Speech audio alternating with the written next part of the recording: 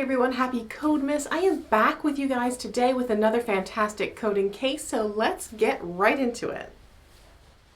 So the case that I want to work through today is for an arteriovenous fistula, and this one here, it says the description of it is a left forearm arteriovenous fistula between the cephalic vein and the radial artery.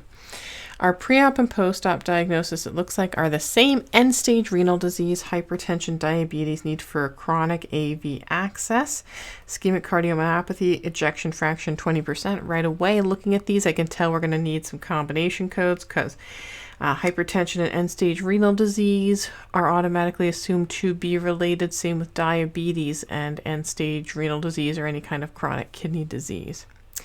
Operation: left forearm AV fistula between the cephalic vein and the radial artery.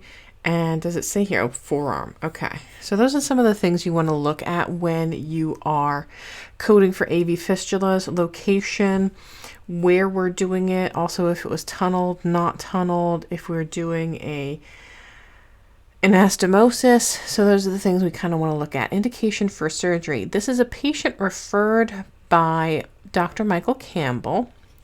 He's a 44-year-old African American who has end-stage renal disease and also ischemic cardiomyopathy. This morning he received coronary angiogram by Dr. A, which reported normal, after which he was brought to the operating room for an AV fistula. All the advantages, disadvantages, risks, and benefits of the procedure were explained to him, for which he had consented. We have our anesthesia here. Patient was identified, brought to the OR, placed supine, and IV sedation was given.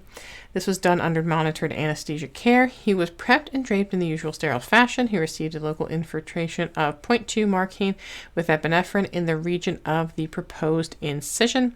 The incision was about 2.5 centimeters long between the cephalic vein and the distal part of the forearm and radial artery.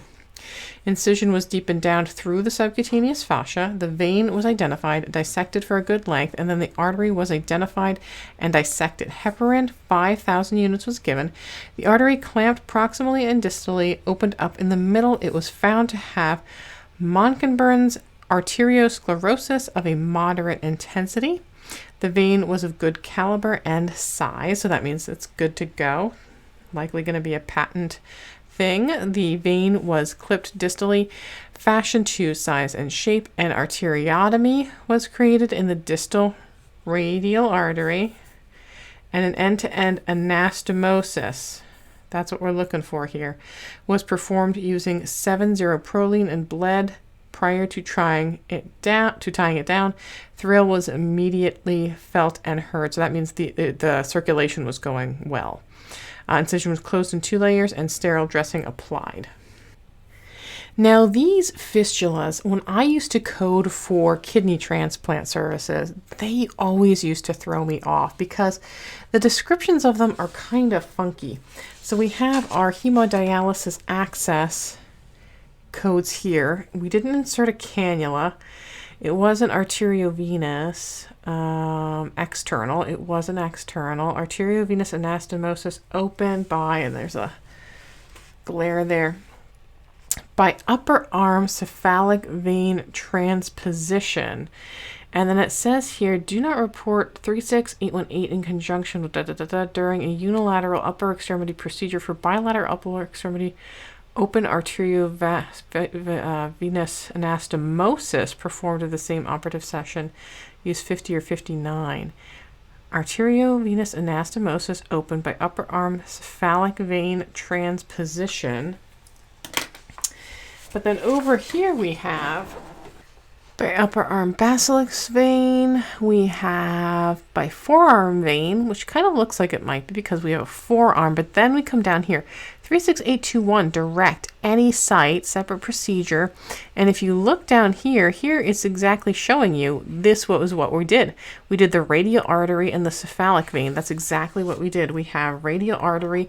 We did an end-to-end anastomosis to the cephalic vein and the radial artery in the forearm. And what will really help you out when you're coding for these is that if you look at the lay descriptions of these, if you have access to them, that really can help you better understand exactly what's going on here, because some of these are just kind of confusing. Another reference you might want to check out, and I'll link it below, possibly using an affiliate link, so I may or may not receive a commission if I can find an affiliate link for it, but this is the Auditor's Desk reference by Optum 360.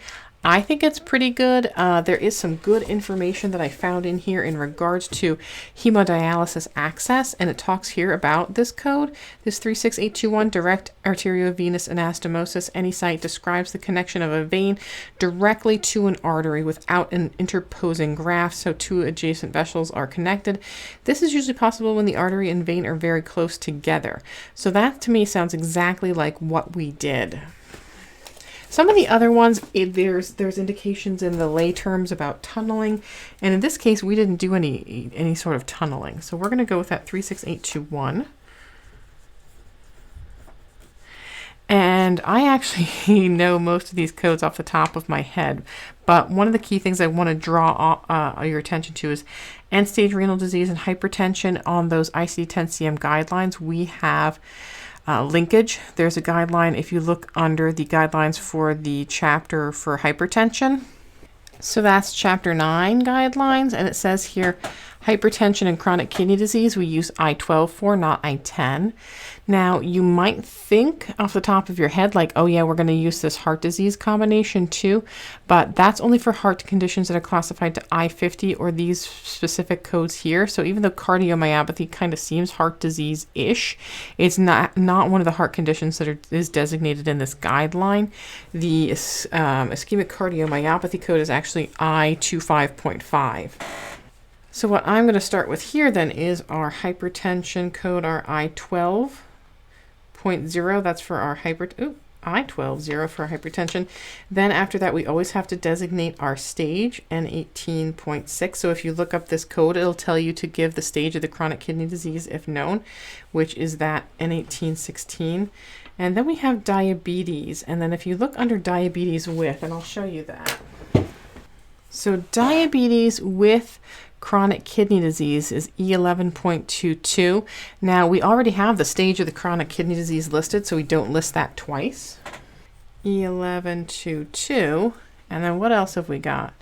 We got our end-stage renal disease, we got our hypertension, diabetes, and ischemic cardiomyopathy is I-25.5. If you go under cardiomyopathy and then to ischemic, it'll take you there.